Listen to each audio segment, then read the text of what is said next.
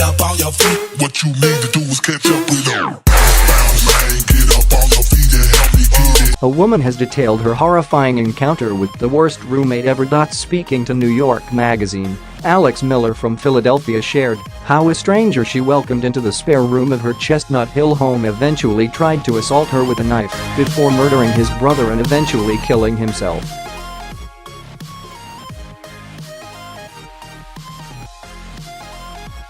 However, on first meeting, the man, who identified himself as Jed Creek and claimed to be a lawyer from New York, seemed like the answer to her prayers after her former roommate had departed suddenly and she couldn't afford the rent on her own.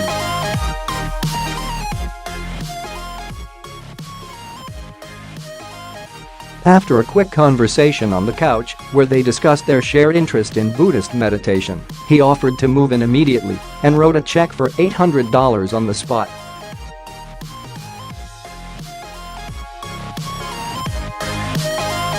Alarm bells should have been raised when the upper left-hand corner of the check was left blank and his name also didn't appear anywhere on the piece of paper.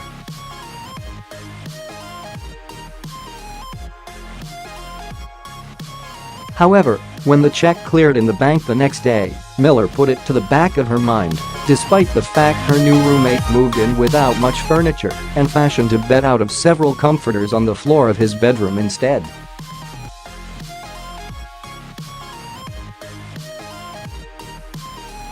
Both dog owners, Miller shared how the two fell into a comfortable routine in the days following Creek's arrival.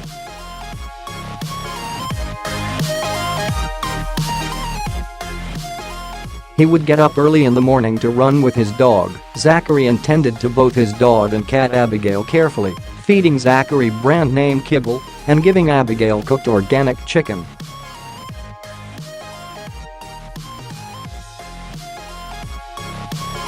They also spent many nights drinking wine and watching the Rachel Maddow show together.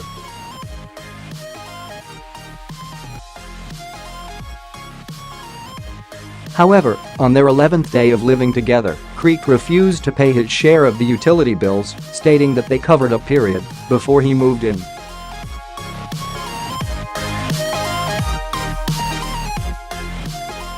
"We can handle this in court, if you would prefer," he wrote in a text message when Miller pressed him further.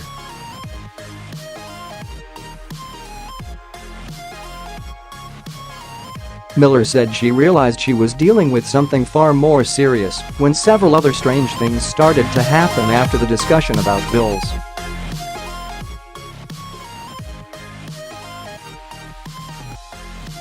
Examples included Creek taking all the light bulbs from the living room so he could use them in his bedroom instead.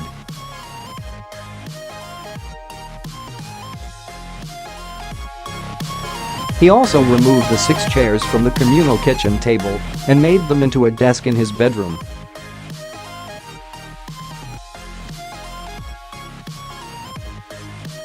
When Creek refused to pay his half of the rent after he found a cigarette butt in the toilet, claiming Miller had broken the covenant of quiet enjoyment, her mother put his phone number into Google and found that Creek was not his real name.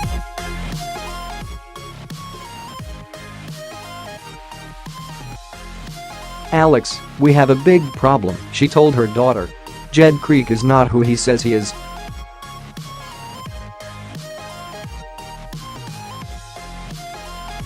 His legal name was Jameson Bachman, and Miller's mother found 2 articles about him detailing how he had tried to evict a woman named Melissa Frost from her home in New York in the aftermath of Hurricane Sandy.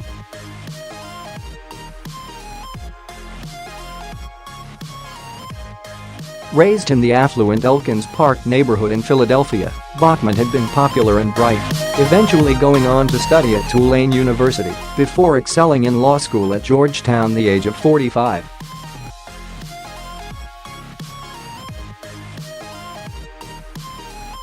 However, before he had even finished law school, he had involved himself in 3 tenancy disputes.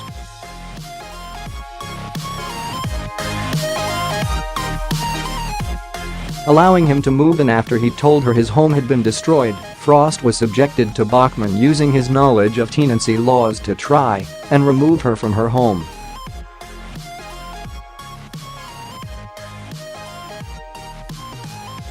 He reportedly kicked down her doors, scoffed her floors, and plugged her toilets with cat litter.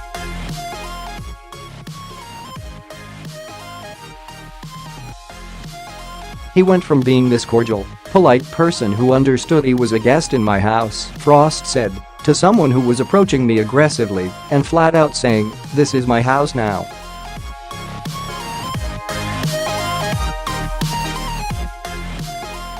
And when writer New York Magazine William Brennan reached out to over a dozen other people who had experienced Bachman as a tenant, he found that Bachman had a history of being a serial squatter, determined to force people from their homes.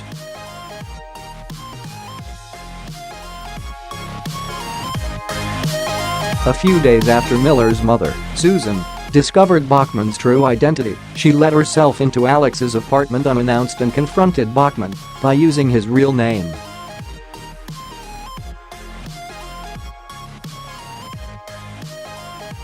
Miller then wrote him a letter using the letterhead from the lawyer's office she worked at part-time, saying the authorities had been alerted to his actions.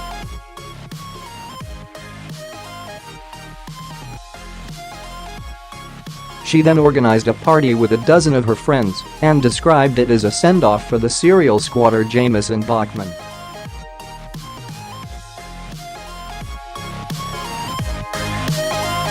She served Jameson whiskey and played rap music as she knew Bachman hated it, and when he eventually left his room, dumping cat litter in the toilet as he left, Miller decided to unscrew the doorknob from his bedroom door.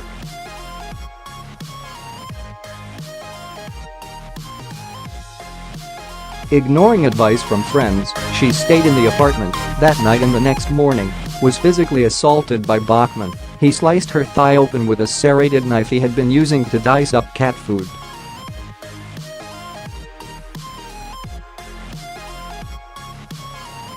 When police officers were called to the scene, they arrested Bachman upon seeing the cuts on Miller's legs, and he was charged with aggravated assault.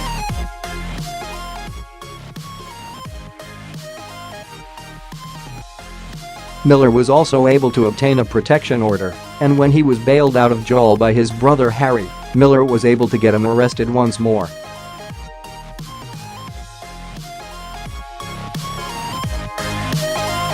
Bailed out a second time by his brother, Bachman requested to stay with him, but Harry's wife Carolyn refused.